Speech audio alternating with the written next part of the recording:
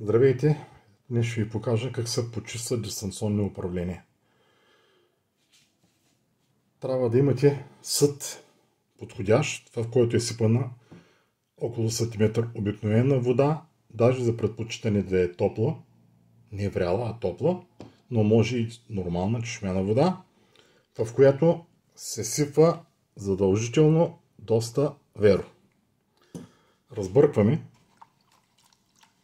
да се разтвори верото, след което разглобяваме дистанционното.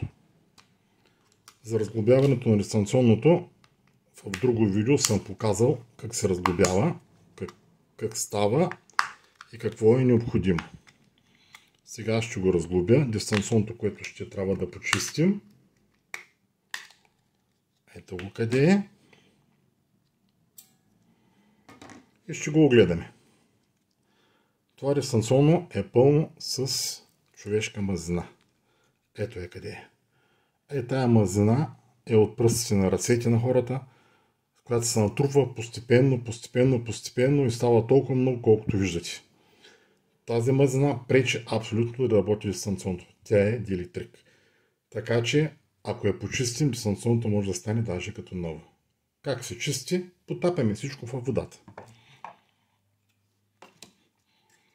Всичките елементи и започваме с меката четка бавно да търкаме по елементите.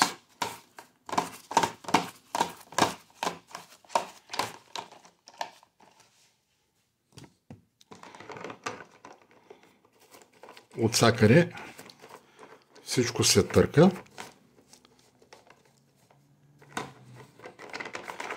Оставяме го за 5-10 минути да се понакисни, след което отново търкаме.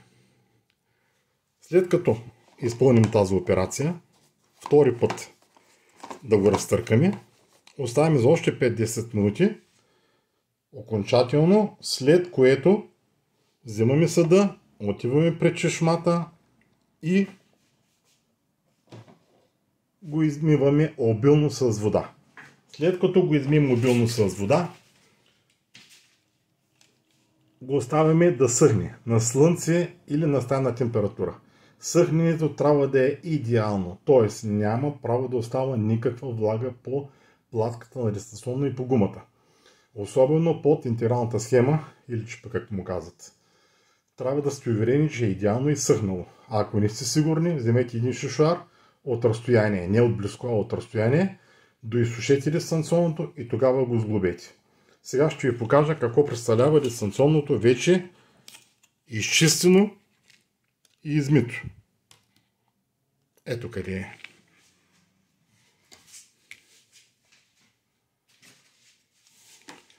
В този си вид дистанционното вече е идеално.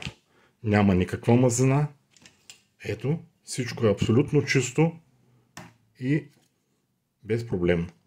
Сега остава да го сглобим по начин, който също съм описал в дадените различни видеа.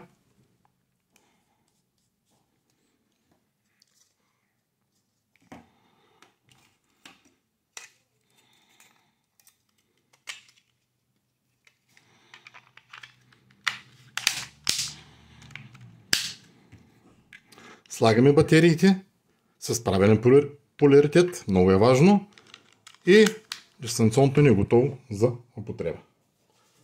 Дано да съм бил полезен.